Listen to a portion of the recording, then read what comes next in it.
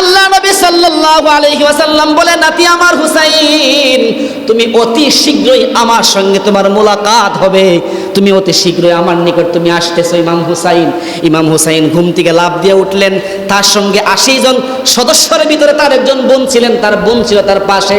তার বোন বললে, ভাই আমার, আপনি কি কোনো দুঃস্বপ্ন দেখছেন নাকি? ঘুম থেকে লাফ দিয়ে উঠলেন। ইমাম হুসাইন ডাক দিয়ে বলে, বোন আমার, আমি স্বপ্নে দেখেছি আমার নানা আমাকে বলল, হে আমার নাতি হুসাইন, তুমি অতি শীঘ্রই আমার নিকট আসতেছো, আমার সঙ্গে তোমার মোলাকাত হবে। বোন আমার ভিতরে 100% শিউরলি হয়ে গেছে, আমি হয়তো আর পৃথিবীর জমিনে বেশি দিন বাঁচবো না, আল্লাহ নবী সাল্লাল্লাহু আলাইহি ওয়াসাল্লামের সঙ্গে সাক্ষাৎ হবে। কিন্তু বোন আমার, আমি যদি শহীদ হয়ে যাই, সাবধান সাবধান, আমার জন্য কেউ কিন্তু কোনো লাফালাফি করবা না, কান্নাকাটি করবা না। হুসাইন কি করছে? নিষেধ করছে। কিন্তু এখনকার যুগে এমন কিছু দণ্ডমার্কা আশেক আছে না নাই, যারা ছুরি দিয়ে আঘাত করে, শরীরের মধ্যে আঘাত করে, লাফালাফি করে, হাত ছুচ্ছন করে, আছে না নাই? কিন্তু ইমাম হুসাইন কইছে, বোন আমার সাবধান, আমি মরার পরে আমার জন্য কখনো চোখ দিয়ে পানি জড়াইবা না, আমি মরার পরে কোনো হই হল্লার যেন না হয়, কোনো লাফালাফি যেন না হয়। ইমাম হুসাইনের ডাইরেক্টলি নিষেধ। কিন্তু এখন এমন কিছু ভণ্ডমার্কা আশেক আছে যারা ইমাম হুসাইনের নিষেধ মানে না, তারা আসলে ইমাম হুসাইনের সৈনিক না, এরা হচ্ছে প্রকৃত, এরা হচ্ছে এই ইয়াজিদের সৈনিক, ঠিক কিনা? ইমাম হুসাইন যখন কারবালাতে উপস্থিত হয়ে গেলেন 10 মুহররম, ঐতিহাসিকগণ লেখেন, ইমাম হুসাইনের ফজরের ইমামতিতে তারা ওই যে উবাইদুল্লাহ ইবনে জিয়াদের যে দল, তারাও তার ইমামতিতে নামাজ পড়তে করছেন। বিষয়টা উবাইদুল্লাহ ইবনে জিয়াদের যেই 12,000 বাহিনী আসছে, ওই 12,000 লোক ইমাম হুসাইন ইমাম, তার পিছনে ফজরের নামাজও পড়ছে। ফজরের নামাজের পরে যুদ্ধ শুরু হয়ে যাবে ইমাম হুসাইনের জন্য। পানি সরবরাহ সব বন্ধ করে দিছে। ইমাম হুসাইনকে তারা বন্দির ভিতরে আটকে রাখলো। ইমাম হুসাইনকে তারা কোনোভাবে খাবারও দিবে না, পানিও দিবে না, কিছু দিবে না। কিন্তু ইমাম হুসাইনের সঙ্গে তার পুরো ফ্যামিলি 80 জন সদস্য, বেশিরভাগ হচ্ছে নারী এবং শিশুরা। কি করবে? সকলে পানির জন্য অস্থির হয়ে গেল। কিন্তু না, তারা পুরো ফোরাত নদীরে ঘেরাও করে দিয়ে রাখছে।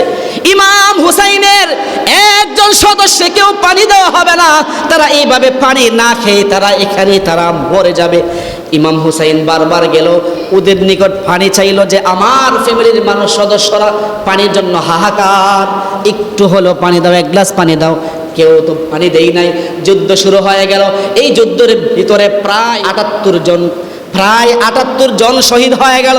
শুধুমাত্র ছিল যার নাম হচ্ছে জৈনুল আবেদিন, এবং ইমাম হুসাইন শহীদ হওয়ার পরেও জৈনুল আবেদিন ছিল, যাকে অ্যারেস্টিং এর মাধ্যমে তারা ইরাকে নিয়ে গেছিল। লম্বা ইতিহাস। ইমাম হুসাইনের সঙ্গে সমস্ত মানুষ শহীদ হয়ে গেল। ইমাম হুসাইনের সঙ্গে সকলে শহীদ হয়ে গেল। ইমাম হুসাইন শুধুমাত্র বাকি রইল। ঐতিহাসিকগণ লেখেন, ইমাম হুসাইনের যুদ্ধটা এমন ছিল, ইমাম হুসাইনের পাওয়ার ক্ষমতা এমন ছিল যেন 1000 পুরুষের শক্তি নিয়ে একলাই যুদ্ধ করতেছে। ইমাম হুসাইন অবশেষে যদি ক্লান্ত হয়ে গেলেন, যুদ্ধ করতে করতে একা মানুষ কি করে? হাই রে, ইমাম হুসাইন যখন মাটিতে লুটিয়ে পড়লেন, ওইদিকে সাদ ইবনে উমর ইবনে সাদ সমস্ত লোকেরা ইমাম হুসাইনের নিকট আসলেন হত্যা করার জন্য। ওইদিকে আরেকটা বিষয় রয়ে গেছে, সাদ উমর ইবনে সাদের সঙ্গে যেই সমস্ত লোকরা আসছিল 12,000 লোক, এর ভিতরে অনেক লোক ইমাম হুসাইনের সঙ্গে তারা যোগ হয়ে গেছিল। যুদ্ধের সময় হাইরে, তোমরা কোন ব্যক্তির উপরে তোমরা অস্ত্র উঠাইতেছ? নবীজির নাতি ইমাম হুসাইন, যার শরীরে আল্লাহ নবীজির প্রত্যেকটা অঙ্গে অঙ্গে আল্লাহ নবীজি যার শরীরের মধ্যে চুমু খাইছে, যারে বুকে নিয়ে আল্লাহ নবীজি খুতবা দিছে, যারে গারে নিয়ে নবীজি নামাজ পড়ছে, সেজদা দিছে, ওই ব্যক্তির বিরুদ্ধে তোমরা অস্ত্র উঠাইলা। হাইরে, তোমরা তো ধ্বংস হয়ে যাইবা। এইভাবে ওই 12,000 সৈন্য লোকের ভিতরে অনেক লোক আইসা ইমাম হুসাইনের সঙ্গে যোগ হয়া তারাও তাদের বিরুদ্ধে যুদ্ধ করে সকলে শহীদ হয়ে গেছে। ইমাম হুসাইন যখন মাটিতে তিনি হাইরে দিশেহারা হয়ে যখন তিনি শহীদ হয়ে গেলেন, ইমাম হুসাইন একা একা কি করবে? সে অস্থির হয়ে গেল, সে ক্লান্ত হয়ে গেল। ইমাম হুসাইনের উপরে কে অস্ত্র উঠাবে? কাহারও কোনো সাহস হয় নাই, কাহারও কোনো সাহস হয় নাই। সকলেই তো মুসলমান, সকলের সিদ্ধান্ত একটাই যে ইমাম হুসাইন যেন আমার অস্ত্রের মাধ্যমে যেন শহীদ না হয়। ইমাম হুসাইন যদি আমার অস্ত্র দ্বারা যদি সে শহীদ হয়, আমার অস্ত্রের মধ্যে যদি ইমাম হুসাইনের রক্ত লাগে, হাসরের দিন আল্লাহর কাছে আমার কোনো উপায় হবে না, হাসরের দিন আল্লাহর কাছে আমার কোনো আশ্রয় হবে না। না না না, ইমাম হুসাইনকে হত্যা করা সম্ভব না। সকলেই একদম চুপ হয়ে গেলেন, কেউ ইমাম হুসাইনের উপরে অস্ত্র উঠানোর সাহস করতে পারে না। এর ভিতর দিয়া দুইটা মুনাফিকের বাচ্চা, ওই যে যার নাম হচ্ছে সীমার, সীমা ডাক দিয়ে বলো, হায় হায় হায়, কি হয়ে গেল, কি হয়ে গেল? ইমাম হুসাইন না তোমরা পাইলা? ইমাম হুসাইন এমন একটা শিকারী, হাতে পাওয়ার পর তোমরা হত্যা করার জন্য তোমরা কেউ আগাচ্ছ না, এটা কিভাবে সম্ভব? ইমাম হুসাইনকে হত্যা করো, ইমাম হুসাইনকে হত্যা করো। সীমার সঙ্গে একটা নাম ছিল সিনান। সিনান বলে, হে সীমার, আমি ইমাম হুসাইনকে হত্যা করব। সীমার বলে, আমিও করব। ইতিহাসের ভিতরে লেখা আছে সিনান এবং সীমারে মিল্লা, সীমার হাতে ছিল অস্ত্র আর সিনানের হাতে ছিল বল্লম। দুইজনে মিল্লা ইমাম হুসাইনকে হত্যা করে মাথাটা শরীর থেকে আলাদা করে ফেললো। ওই ইমাম হুসাইন শহীদ হয়ে গেল। আকাশ চিল্লা চিল্লি শুরু করলো, আসমান কান্দে, জমিন কান্না করে, গাছপালা সমস্ত কিছু কান্না করে, হায় রে ইমাম হুসাইন শহীদ হয়ে গেল।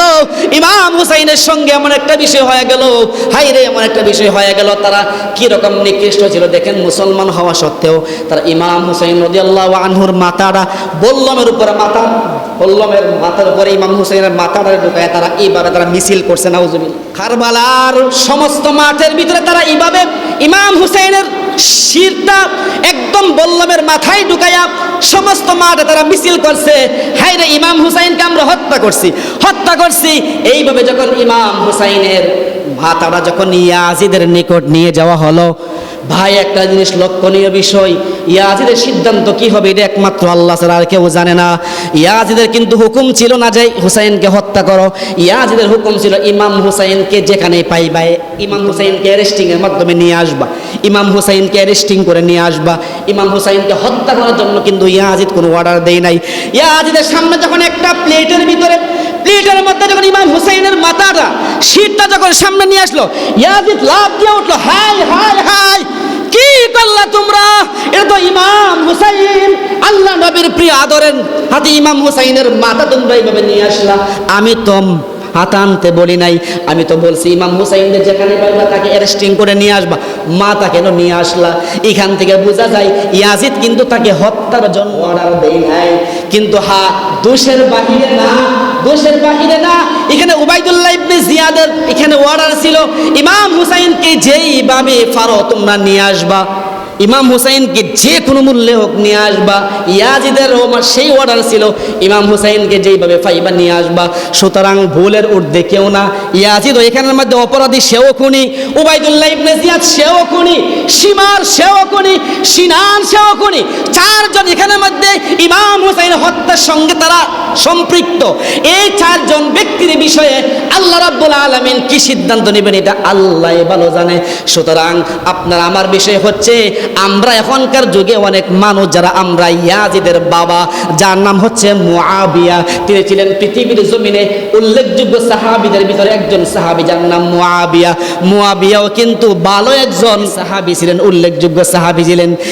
ওই যে মুআবিয়াকে এখনকার যুগে অনেকেই তারা মুআবিয়াকে দোষী সাব্যস্ত করে। অধিকাংশ মানুষ ইতিহাস জানে না, মূর্খ, ইতিহাস জানে না, ইতিহাস পড়েই নাই, জানেই নাই, হাদিস কোরআন পড়েই নাই। মুআবিয়াকে বলে, হায় রে মুআবিয়া সবচেয়ে বড় অপরাধী। কারণ কি? কারণ হচ্ছে মুআবিয়া তার সন্তান নেই, ইয়াজিদ রে খলিফা বানাইলো কেন? দুষ্টা হচ্ছে এটা, মুআবিয়া তার সন্তান ইয়াজিদ রে সিংহাসনে বসতে দিল কেন? কিন্তু এখানের মধ্যে ঐতিহাসিকগণ লেখেন যে ইয়াজিদ লোক হিসাবে কিন্তু এতটা জঘন্য ছিল না। ইয়াজিদ মাথা অত্যন্ত প্রখর ছিল, সে দেশ চালানোর মতো ওই রকম তার যোগ্যতা ছিল, তার দেশ চালানোর মতো ওই রকম ক্ষমতা ছিল, ওই রকম মেধা ছিল। এই জন্য বাবা চিন্তা করলো যে না, আমার সন্তান তো সে তো আর মানে সে অযোগ্য ব্যক্তি না, সে তো যোগ্য ব্যক্তি। সুতরাং আমার ইন্তেকালের পরে আমার চেয়ারে আসনে বসবে আমার সন্তান ইয়াজিদ। কিন্তু এখানে যারা মুয়াবিয়া সম্পর্কে যারা বলেন মুয়াবিয়া দোষী, মুয়াবিয়া এই সেই, হাইরে মুয়াবিয়া, বিভিন্ন নিকৃষ্ট ভাষায় যারা মুয়াবিয়াকে গালি দেন, আল্লাহ নবীজি বলেন আমার যদি কোনো সাহাবীকে যদি কোনো মানুষ যদি গালি দেয় তাহলে হাসরের দিন আমি তাকে আমার উম্মত হিসাবে কোনো পরিচয় দেব না, নাউজুবিল্লাহ। যারা মুয়াবিয়াকে বলেন উনি দোষী, উনি মেন হিরো, মেন নায়ক উনি না, উনি না, ওনার এখানে কোনো দোষ নাই। উনি ওনার সন্তানকে যোগ্য বলে মনে করছে বিদায় যোগ্য স্থানে ওনারা বসাই দিয়ে গেছে। কিন্তু অপরাধী হচ্ছে ইয়াজিদ এবং উবাইদুল্লাহ ইবনে জিয়াদ এবং শিমার এবং সিনার, যেই চারজনের নেতৃত্বে ইমাম হুসাইন শহীদ হয়ে গেল। এই জন্য ভাইয়েরা আমাদের এখানে যে আলোচনা শুনলাম, এই আলোচনা শুধুমাত্র সৌন্দর্যতার জন্য শুনি নাই। এই আলোচনার মূল উদ্দেশ্য হচ্ছে, এটার সমাধান হচ্ছে এটাই যে শিয়ারা এবং সাবাইরা এদের উদ্দেশ্য ছিল এটাই, মুসলমানদের ভিতর যদি ঝুট যদি আমরা ভঙ্গ করতে পারি, মুসলমানদের ঐক্য যদি আমরা ভেঙে দিতে পারি, তাহলে মুসলমানদের পরাজয় অতি নিকটে। এই জন্য ভাইয়েরা আমার, সব জায়গাতে মুসলমানদের যখন জোট থাকে তখন আপনার আমার জয় কিন্তু অতি সন্নিকটে আইসা পড়ে। আল্লাহ রাব্বুল আলামিন আমাদের সকলকে ইসলামের আলোচনাগুলো শোনার এবং প্রকৃত ইতিহাসগুলো বোঝার তৌফিক দান করুক, সকলে বলি আমিন। মুসলিম ইবনে আকিল ইরাকে যাওয়ার পর ওই ইতিহাসের মধ্যে লেখা আছে, মুসলিম ইবনে আকিল যখন ইরাকে গেলেন, ইরাকে গিয়ে দেখলেন যে না, আসলে অধিকাংশ মানুষ ইমাম হুসাইনের হাতে বায়াত গ্রহণ করার জন্য অপেক্ষায় আছে। মুসলিম ইবনে আকিল সর্বপ্রথম যেই মহিলার বাসার ভিতরে তিনি ঢুকেছিলেন, ওই ইতিহাসের ভিতরে ওই মহিলার নাম পাওয়া যায়, যার নাম হচ্ছে হানি ইবনে উরওয়ার বাসায় তিনি ঢুকলেন, আশ্রয় নিলেন। হানি ইবনে উরওয়াকে বললেন, ও মহিলা, আমি হচ্ছি আল্লাহ নবীর প্রিয় আদরের নাতি ইমাম হুসাইনের আপন চাচাতো ভাই। আমি ইমাম হুসাইনের পক্ষ থেকে দুধ হিসাবে আসছি আপনাদের এখানকার অবস্থা দেখার জন্য। সুতরাং আমি আপনার কাছে সাহায্য চাই, আপনি আমাকে সহযোগিতা করেন। ওই মহিলার বাসায় মুসলিম ইবনে আকিল ইমাম হুসাইনের পক্ষে মানুষদের থেকে তিনি বায়াত নিতেছে। এই নিউজ গেল উবাইদুল্লাহ ইবনে জিয়াদের। উবাইদুল্লাহ ইবনে জিয়াদকে বলে, হে কুফার গভর্নর উবাইদুল্লাহ ইবনে জিয়াদ, আপনি কি জানেননি ইমাম হুসাইনের পক্ষ থেকে তার ভাই আসছে দুধ হিসাবে, যার নাম হচ্ছে মুসলিম ইবনে আকিল। ওই মহিলা একজন মহিলার বাড়িতে আশ্রয় নিয়েছে, যার নাম হচ্ছে হানি ইবনে উরওয়া। ওই মহিলার বাসায় থেকে থেকে ইমাম হুসাইনের পক্ষে তিনি বায়াত নিলেন। উবাইদুল্লাহ ইবনে জিয়াদ তিনি বললেন যে মুসলিম ইবনে আকিলকে যেখানে পাবে তাকে অ্যারেস্টিং করে তাকে তোমরা বন্দী করবা। মুসলিম ইবনে আকিলকে যেখানে পাইবা, যার বাসায় পাইবা, তাকে অ্যারেস্টিং করে বন্দী করবা। এইভাবে নিউজ শোনার পরে এই বাড়িতে আসলেন উবাইদুল্লাহ ইবনে জিয়াদের অনেক দল বল ওই হানি ইবনে উরওয়ার বাড়িতে আসলেন। আসার পর হানি ইবনে উরওয়াকে তারা ধরে নিয়ে গেছে। তুমি কেন মুসলিম ইবনে আকিলকে তোমার বাড়িতে আশ্রয় দিলা? আমার বেশি অপরাধ। মুসলিম ইবনে আকিলকে যখন নিয়ে গেলেন, ওই যে ওইদিকে মুসলিম ইবনে আকিলকে হানি ইবনে উরওয়াকে যখন নিয়ে গেলেন উবাইদুল্লাহ ইবনে জিয়াদের ইশারায়, তার হুকুমে, এদিকে মুসলিম ইবনে আকিল 4000 একটা বাহিনী নিলেন। 4000 বাহিনী 4000 বাহিনী নিয়ে রওনা হইলেন যে হানি ইবনে উরওয়াকে ছুটাই আনবেন জিয়াল থেকে। 4000 বাহিনী নিয়ে রওনা যখন হইলেন, ওই সমস্ত লোকদের ভিতরে কি রকম হেফাকে ছিল দেখেন। 4000 বাহিনী নিয়ে রওনা হয়ে যাওয়ার পর ওই সমস্ত লোকদের মা বোনরা সকলে বলতেছে, তোমরা মুসলিম ইবনে আকিলের পিছনে তোমরা কেন রওনা হইছ? মুসলিম ইবনে আকিলের পিছনে তোমরা কেন রওনা হইছ? মুসলিম ইবনে আকিল যেইভাবে পারে তারটা সে সামলাক, তোমরা যার যার বাসায় চলে যাও। 4000 বাহিনীর ভিতরে মুসলিম ইবনে আকিল হঠাৎ করে তিনি পিছনে মুখ ফিরাইয়ে দেখেন মাত্র 80 জন লোক আছে, সব গেছে। 4000 বাহিনীর ভিতরে মাত্র 80 জন, সব তার পিছন দিকে ভেগে। একটু পরে আবার মুখ ফিরায় দেখে পিছনের দিকে মাত্র আছে 40 জন। একটু পরে মুখ ফিরায় দেখে মাত্র আছে 20 জন। একটু পরে মুখ ফিরায় দেখে 4000 বাহিনীর ভিতরে একজনও নাই, শুধুমাত্র মুসলিম ইবনে আকিল অবশিষ্ট আছে। পিছনে 4000 বাহিনীদের ভিতরে একজনও নাই। ওদেরকেই বলা হয় শিয়া শিয়া শিয়া। এদেরকেই বলা হয় সবচাইতে বড় ধোঁকাবাজ, সবচাইতে বড় ধোঁকাবাজ শিয়া। হেরাই তো ইমাম হুসাইনকে, ইমাম হুসাইনের আব্বা আলীকে হত্যা করেছিল। উসমান রাদিয়াল্লাহু তাআলা আনহুকেও তারা হত্যা করেছিল। এরা হচ্ছে সাবাই গোত্রের মানুষ, সাবাইরা, এরা হচ্ছে শিয়ারা। এরা এই মুসলমানদেরকে ঐক্য জোট ধ্বংসের জন্য হেরাই শুধুমাত্র এই প্ল্যান সাজাইছিল। মুসলিম ইবনে আকিল তিনি অপারগ হয়ে গেলেন। মুসলিম ইবনে আকিল নৈরাশ হয়ে গেলেন। হাইরে 4000 বাহিনী নিয়ে রওনা হইলাম, একজন মানুষ আমার সঙ্গে না, আমি কি করব? দিশেহারা হইয়া মুসলিম ইবনে আকিল আরেকজন মহিলার বাসায় আশ্রয় নিলেন, যার নাম ইতিহাসের পাতায় অনেকেই লিখেছে, যেই মহিলার নাম হচ্ছে তওয়াওয়া, যেই মহিলার নাম। ওই মহিলার বাড়িতে আশ্রয় নেওয়ার পর বলতেছে, মা আমি ইমাম হুসাইনের পক্ষ থেকে আমি দূত হিসাবে আসছি আপনাদের অঞ্চলগুলো দেখার জন্য। মানুষ কি আসলে কি ইমাম হুসাইনের হাতে বায়াতের জন্য প্রস্তুত আছে কিনা সেই বিষয়টা দেখার জন্য আসছে। ওই যে মহিলার বাড়িতে আশ্রয় নিলেন, ওই মহিলার সন্তান যখন তার বাড়িতে যখন আসলেন, মহিলার সন্তান আসার পরে ওই সন্তানরা বুঝতে পারলো যে আমাদের বাসায় মনে হয় কেউ লুকিয়ে আছে। মাকে দেখা যায় মা অনেক জিনিস এদিক সেদিক নিয়ে দিচ্ছে। কোন লোককে দিচ্ছে? ওই মহিলার সন্তান তিনি তার অপর রুমের ভিতরে ঢুকে দেখি ওই যে মুসলিম ইবনে আকিল তিনি লুকিয়ে আছেন তার নিজের বাড়ির ভিতরে, যার নামে অ্যারেস্টিংয়ের পরোয়ানা জারি হয়ে আছে পুরো ইরাকের ভিতরে যাকে ধরার জন্য এরকম হুকুম জারি হয়ে আছে, এই লোকটি আমার ঘরে। ওই মহিলা সন্তান উবাইদুল্লাহ ইবনে জিয়াদকে সংবাদ দিলেন, উবাইদুল্লাহ ইবনে জিয়াদ, যেই মুসলিম ইবনে আকিলকে আপনি অ্যারেস্টিংয়ের জন্য আপনি অর্ডার দিলেন, ওই মুসলিম ইবনে আকিল স্বয়ং আমার ঘরের ভিতরে আশ্রয় নিচ্ছে, তাকে আপনি লোকদের মাধ্যমে ধরায় নিয়ে যান। ওই মুসলিম ইবনে আকিলের অনেক লম্বা ইতিহাস বলার সময় নাই। মুসলিম ইবনে আকিলকে তারা ওই যে গভর্নরের ছাদের 3 তলা বিল্ডিংয়ের উপরে উঠাইয়া মুসলিম ইবনে আকিলকে ছাদ থেকে ধাক্কা দিয়ে হত্যা করলেন। নাউজুবিল্লাহ। ইমাম হুসাইন রাদিয়াল্লাহু আনহুর দুধ, অথচ রাষ্ট্রীয়ভাবে নিয়ম হচ্ছে কোনো দেশ থেকে কোনো দুধ গেলে কিন্তু ওই দুধের উপরে কোনো প্রকারের অত্যাচার জুলুম করার নিয়ম নাই, কিন্তু হেরা জুলুম করছে। এইদিকে কি হইল, মুসলিম ইবনে আকিল যখন ওই ইরাকে যাওয়ার পর মুসলিম ইবনে আকিল বুঝতে পারলেন যে না না না, আসলেই তো ইমাম হুসাইনের হাতে বায়াতের জন্য অনেক মানুষ প্রস্তুত হয়ে গেছে। এদিকে মুসলিম ইবনে আকিল ইমাম হুসাইনের নিকট চিঠি লিখে পাঠায়, ও ভাইজান ইমাম হুসাইন, আপনি ইরাকে আসতে পারেন, হুফাবাসী আপনার অপেক্ষায় আছে, লক্ষ লক্ষ মানুষ আপনার হাতে বায়াতের জন্য অপেক্ষায় আছে। এইদিকে কিন্তু ইমাম হুসাইনের ওই যে দূত মুসলিম ইবনে আকিল শহীদ হওয়ার আগে আরেকজন ব্যক্তিকে বললেন, ও ভাই আমার, আমি আমার ভাই ইমাম হুসাইনের নিকট চিঠি লিখে আমি পাঠিয়ে দিছি, ভাই মনে হয় রওনা হয়ে গেছে, ভাইকে তুমি যেইভাবে হোক জানায় দাও। হাই রে, ইরাকের মানুষ বড় ভয়ানক মানুষ, ইরাকের মানুষ বড় দুঃখাবাজ মানুষ, আমার ভাই আসলে, আমার ভাই হুসাইন আসলে হুসাইনকে তারা হত্যা করবে, তাকে তুমি যেইভাবে হোক তুমি তাকে বিষয়টা তুমি জানাও। কিন্তু এটা তো আর জানাইবার সময় নাই, আগেই তো চিঠি পাঠিয়ে দিয়েছে, ভাই আপনি আসেন। ইমাম হুসাইনও 80 জনের সদস্য, তার এই যে তার বংশের 80 জনের সদস্য নিয়ে রওনা হয়ে গেছে। এইদিকে উবাইদুল্লাহ ইবনে জিয়াদের অর্ডার হয়, ইমাম হুসাইনকে যেখানেই পাইবা ইমাম হুসাইনকে সকলে ধরে আমার কাছে নিয়ে আসবা। ইমাম হুসাইন 80 জনের সদস্য নারী এবং শিশু নিয়ে রওনা হয়েছে। তাহলে কি উনি কি যুদ্ধের জন্য রওনা হয়েছেন? মুসলমানরা নারী এবং শিশু নিয়ে যুদ্ধের ময়দানে যায় না।